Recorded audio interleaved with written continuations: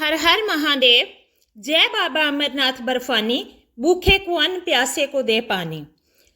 श्री अमरनाथ यात्रा 3 जुलाई से शुरू है और 9 अगस्त तक चलेगी। श्री अमरनाथ यात्रा कौन कौन कर सकता है, किन किन बातों का ध्यान रखना होता है और सबसे ज़्यादा ध्यान दें कि यात्रा से जुड़े कुछ खास नियम हैं जिनका सबको पालन करना है। श्रद्धालु पूरे भाव से बाबा अमरनाथ के दर्शन कर सकते हैं। ऐसे में यात्रा को लेकर श्रद्धालुओं के बीच काफ़ी उत्साह है। यदि आप भी श्री अमरनाथ यात्रा का प्लान कर रहे हैं तो कुछ नियमों का आपको भी सावधानी पूर्वक ध्यान रखना होगा। इस लेख में हम उन्हीं नियमों की चर्चा करेंगे और जानेंगे कि किन तरीकों से यात्रा को आसान बनाया जा सकता है और कौन कौन से क्राइटेरिया सेट किए हैं अमरनाथ यात्रा करने के लिए। श्री अमरनाथ की यात्रा में पूरे देश भर से श्रद्धालु आते हैं। ये यात्रा जम्मू से होकर कश्मीर में पहुंचकर श्री अमरनाथ में जाती है। जम्मू कश्मीर में श्री अमरनाथ यात्रा 3 जुलाई से शुरू हो गई है। ये तीर्थ यात्रा काफ़ी कठिन मानी जाती है। ऐसे में बाबा बर्फानी के दर्शन करने जा रहे श्रद्धालुओं के लिए ये जानना जरूरी है कि श्री अमरनाथ यात्रा रजिस्ट्रेशन के समय किन किन बातों का ध्यान रखना चाहिए और सबसे अहम, यात्रा के लिए किसे अनुमति दी जाएगी और किसे नहीं दी जाती है। अमरनाथ यात्रा कौन कौन कर सकता है। सबसे पहले हमें ये जानना चाहिए कि बाबा बर्फानी के दर्शन कौन कर सकता है और कौन नहीं कर सकता। गौरतलब है कि श्री अमरनाथ श्राइन बोर्ड हर किसी को यात्रा करने की अनुमति नहीं देता। श्री अमरनाथ यात्रा के लिए कुछ मुख्य नियम और विनियम इस प्रकार हैं जिनका सबको पालन करना चाहिए। सबसे पहला है पंजीकरण अनिवार्य है। पंजीकरण मीन्स रजिस्ट्रेशन। 13 वर्ष से कम और 70 वर्ष से अधिक आयु के लोगों को यात्रा की अनुमति नहीं है। इसके साथ ही 6 सप्ताह से अधिक गर्भवती महिलाओं को भी अनुमति नहीं है।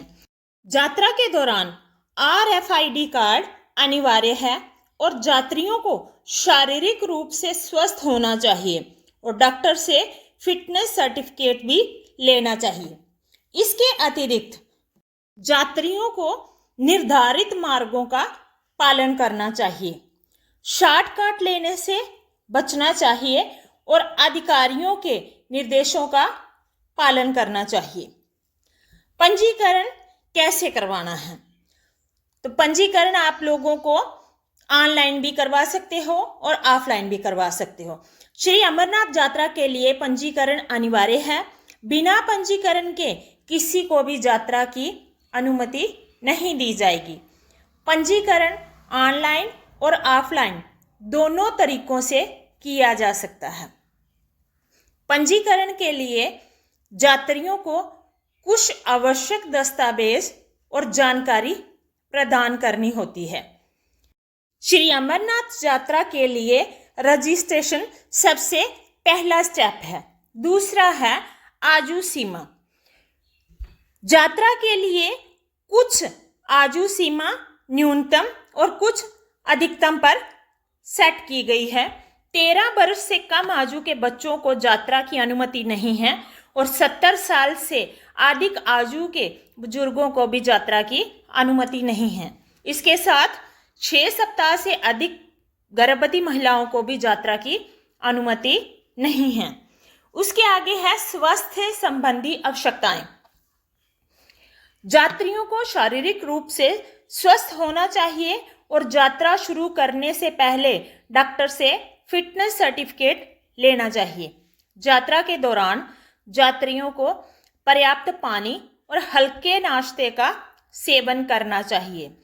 ऊंचाई की वजह से होने वाली किसी भी परेशानी के लिए यात्रियों को तुरंत नीचे उतरना चाहिए और चिकित्सा सहायता लेनी चाहिए। आगे है यात्रियों की सुरक्षा। श्री अमरनाथ में यात्रियों को यात्रा के दौरान RFID कार्ड साथ रखना चाहिए। यात्रियों को निर्धारित मार्गों का पालन करना चाहिए और शॉर्टकट लेने से बचना चाहिए। यात्रियों को अधिकारियों के निर्देशों का पालन करना चाहिए और किसी भी खतरे से बचना चाहिए। अगर आप इन बातों का ध्यान रखोगे तो यात्रा के दौरान आपको परेशानियां कम आएंगी। यात्रा के दौरान यात्रियों को अपने सामान और जरूरी दस्तावेजों की सुरक्षा का भी ध्यान रखना चाहिए। इसके साथ कुछ अन्य नियम हैं। यात्रियों को यात्रा के दौरान प्लास्टिक और कचरा फैलाने से बचना चाहिए। जितना हो सके उतनी सफाई बनाए रखें। यात्रियों को स्थानीय रीति रिवाजों और परंपराओं का सम्मान करना चाहिए। यात्रा के दौरान यात्रियों को शराब, धूम्रपान और कैफीन का सेवन नहीं करना चाहिए। यात्रा के दौरान यात्रियों को आरामदायक जूते और गर्म कपड़े ही पहनने चाहिए। अब है यात्रा करने के लिए कुछ सुझाव। यात्रा से पहले यात्रियों को अपनी शारीरिक फिटनेस पर ध्यान देना चाहिए। यात्रा के दौरान यात्रियों को पर्याप्त आराम करना चाहिए और हाइड्रेटेड रहना चाहिए। यात्रियों को मौसम की स्थिति के अनुसार कपड़े पहनने चाहिए। बारिश वगैरह में गीले होने से बचना चाहिए। यात्रियों को यात्रा के दौरान धैर्य रखना चाहिए और सकारात्मक रहना चाहिए। इसका निष्कर्ष क्या है?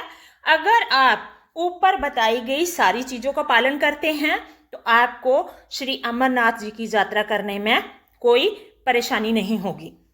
श्री अमरनाथ यात्रा एक चुनौतीपूर्ण लेकिन आध्यात्मिक रूप से फायदेमंद यात्रा है। इन नियमों का और विनियमों का पालन करके यात्री एक सुरक्षित और सुखद यात्रा का आनंद ले सकते हैं। जो लोग श्री अमरनाथ की यात्रा करना चाहते हैं उन्हें इन सब चीज़ों का पालन करना चाहिए और खास तौर पर अपने स्वास्थ्य पर विशेष ध्यान देना चाहिए। हर हर महादेव।